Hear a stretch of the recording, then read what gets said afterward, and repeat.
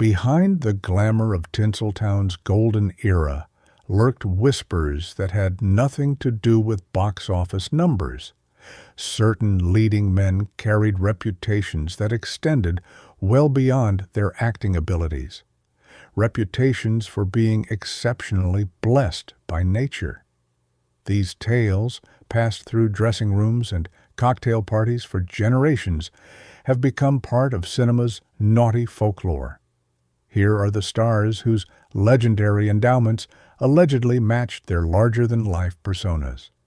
Liam Neeson, while his career peaked after Hollywood's classic era, this towering Irishman deserves mention for possessing perhaps modern cinema's most talked-about anatomy.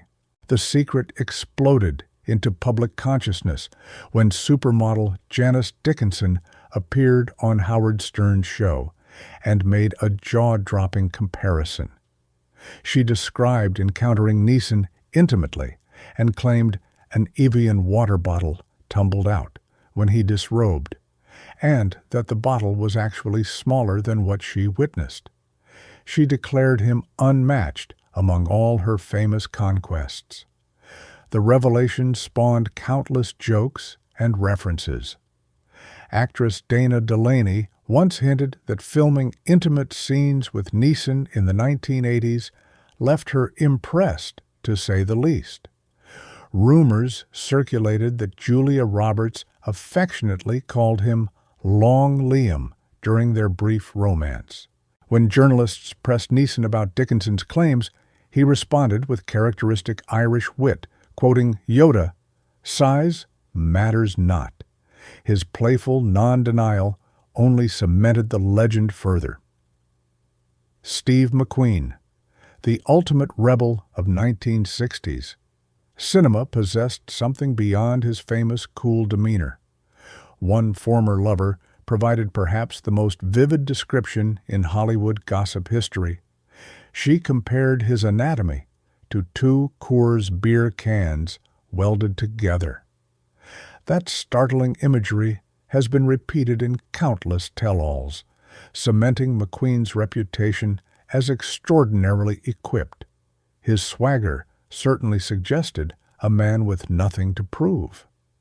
During a Tonight Show appearance, Johnny Carson joked about men compensating with sports cars. McQueen's smirking response, "I wouldn't know anything about that," drew knowing laughter from the audience. Co-star James Coburn once quipped that Steve could handle any vehicle and satisfy any woman. The man's got serious horsepower. Whether Coburn meant it literally remains anyone's guess, but the implication was clear. Charlie Chaplin. The beloved Little Tramp apparently wasn't little where it mattered most. Silent-era gossip dubbed his anatomy the eighth wonder of the world, a nickname Chaplin himself allegedly used with characteristic cheek.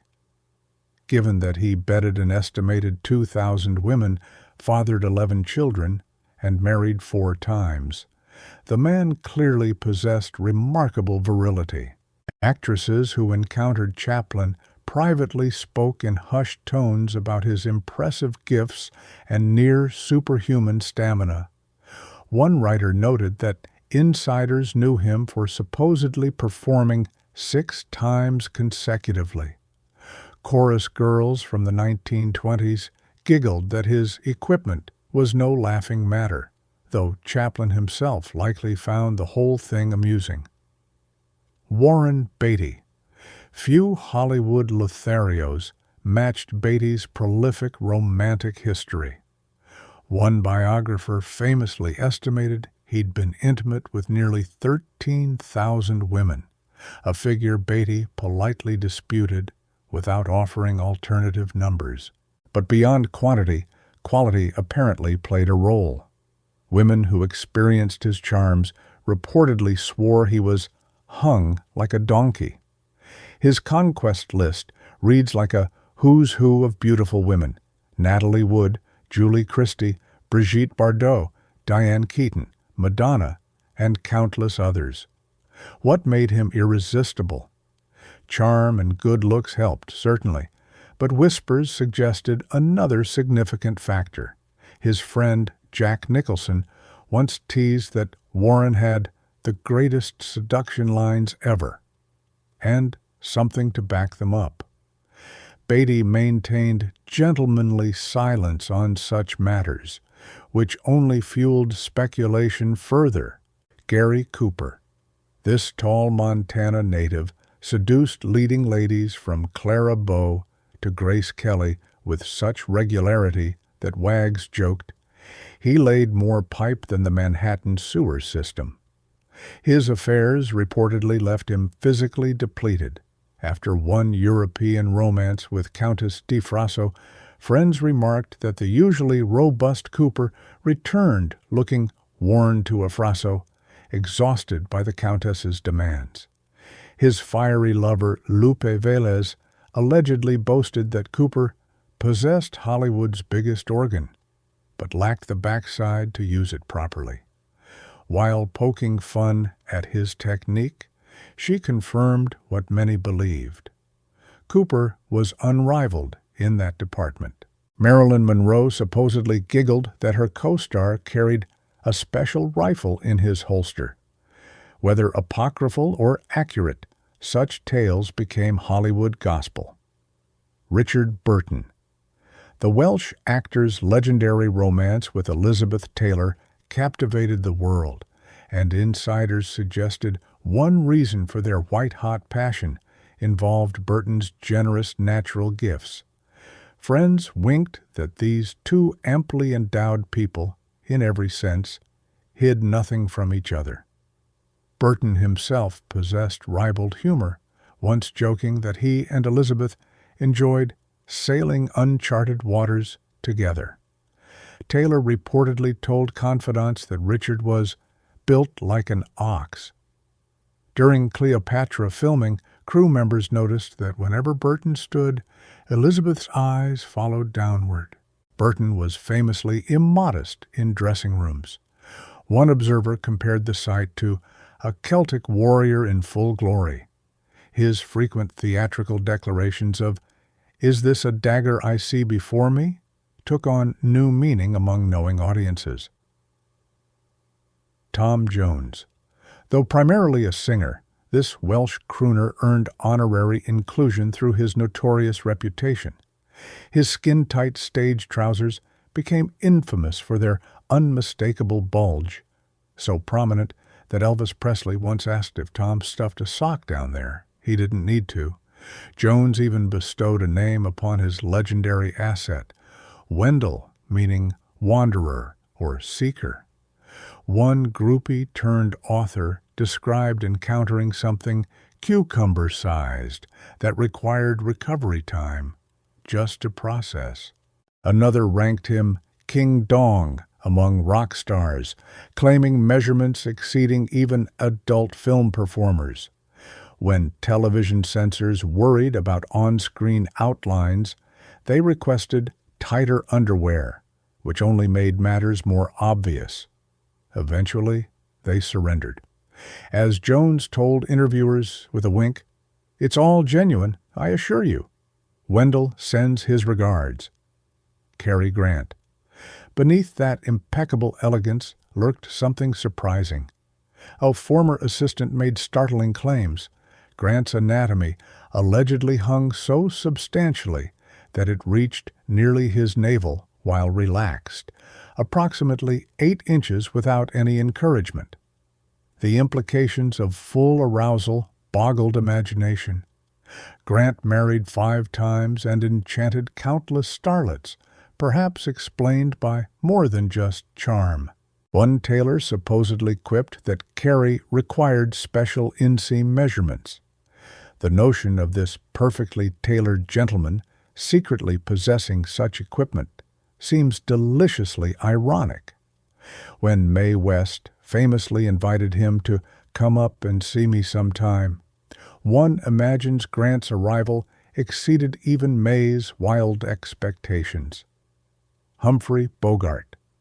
Though standing just 5 feet 8 inches, Bogey allegedly compensated impressively below the belt. One risque Hollywood compendium claimed sources described him as pendulously long. Comedian Phil Silvers once joked that standing beside Bogart at a urinal proved intimidating, suggesting the tough guy actor could knock him dead with more than witty one-liners.